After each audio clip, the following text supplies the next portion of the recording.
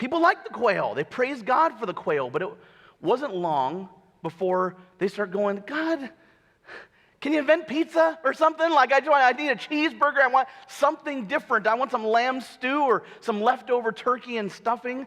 But it was just quail, roast quail, quail and manna, and they start to grumble again.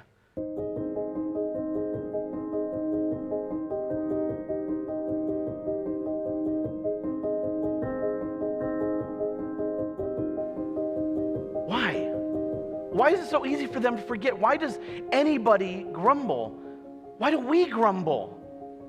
We do it because we forget. Grumbling is forgetfulness.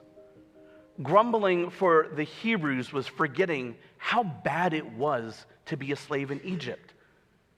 They've actually forgotten that. They're wishing they were in Egypt, and they're remembering the good times of all the great food they eat. They forget how much they wanted out of there. They forget that every ancestor for generations have been there for 400 years.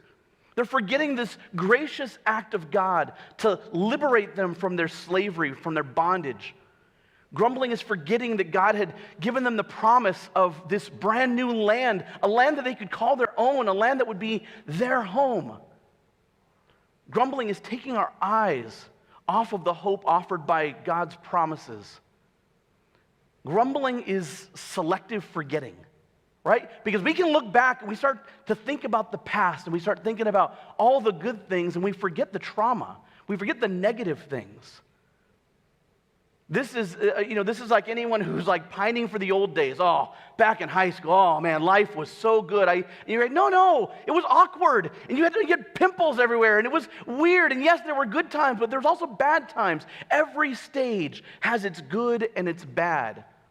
We have to be aware of that, how easy it is for us to look back and go, oh, things used to be so great.